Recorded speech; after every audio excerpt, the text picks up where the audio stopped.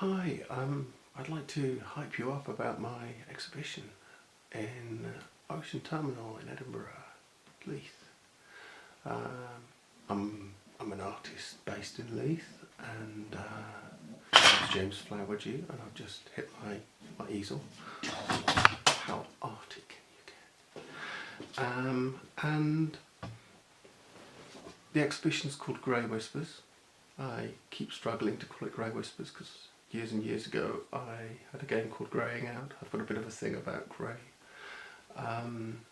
That's partly down to the fact that in Norse mythology one of the major deities, Odin, is often called the Grey One, and I don't know, grey skies, grey areas, grey choices.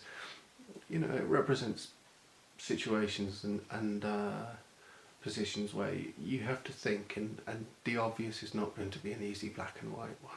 And I think that's, you know, definitely one of the ongoing themes in my art. Why whispers? I don't know. There's so many voices in the world at the moment.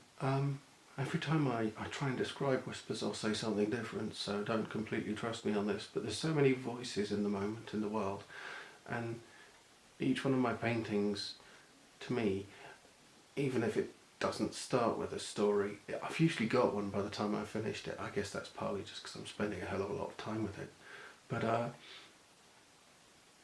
and yet one of the things I don't really like doing in a painting is spelling everything out too clearly. So, you know, when a painting for me really works, you could read it many ways.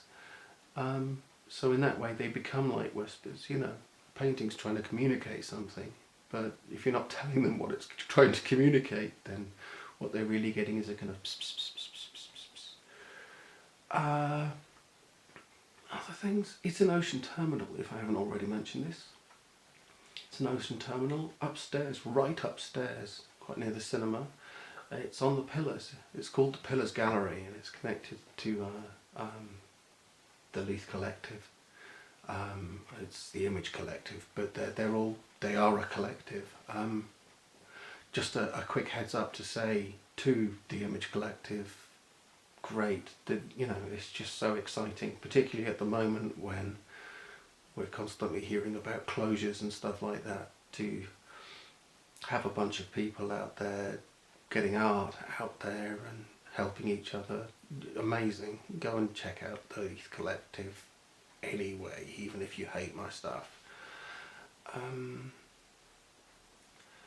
Such a fun place to exhibit because it's so public. It's so you know, your audience is so unchosen. They haven't chosen you either, and at the same time they're not particularly forced to be respectful or to pretend to be sophisticated, so you get some really honest critique to your art and stuff like that.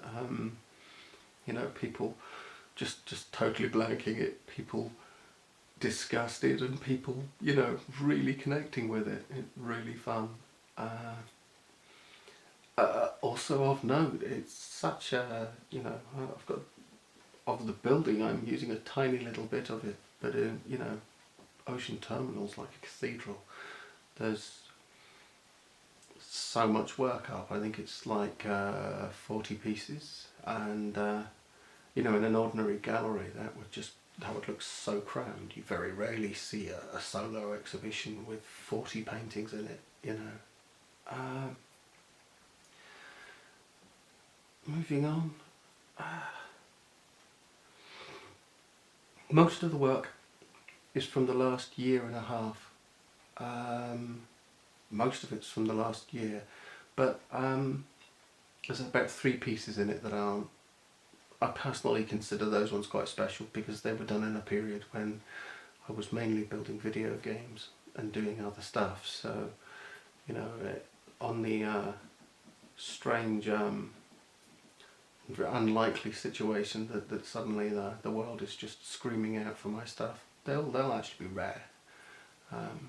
Although I have to admit, I signed one. I had to sign some of them. I forgot to sign them, and there's one painting in there where I got the date wrong and I put it back. I made it 10 years older than it is. Don't worry, I did write on the back of it. Sorry, this one was 2020. Yeah, I'd love to.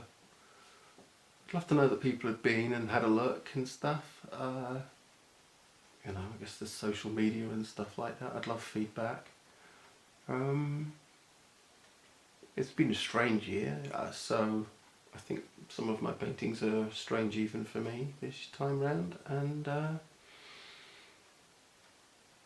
no, I think it's I think it's well worth a look. I do. I think if it wasn't me, I'd still think it was well worth a look.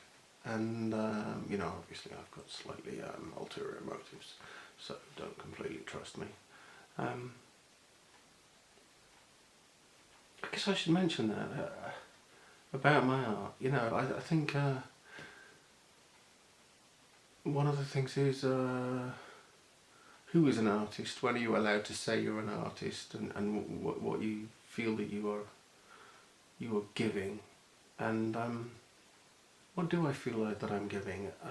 You end up thinking about stuff like this before you do an exhibition, and I think the one thing I'm left with, and I don't always think it goes in my favour, is I actually genuinely suspect my work's unique.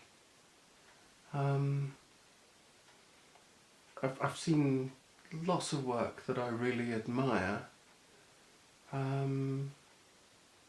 other than one chance happening, I don't think I've ever seen anybody's art that really looked even remotely like mine. And for me, that's how things work. If I hear a musician or I watch a film, my biggest question is always, have I been here before? And if I have, I'm kind of disappointed.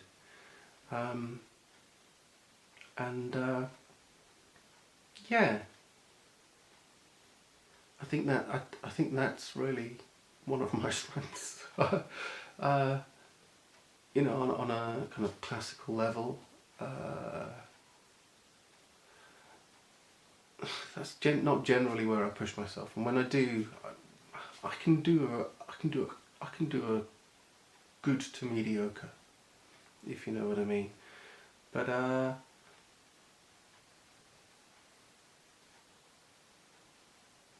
no, I think when you look at one of my paintings, you're seeing something that you won't see again unless you take it home with you.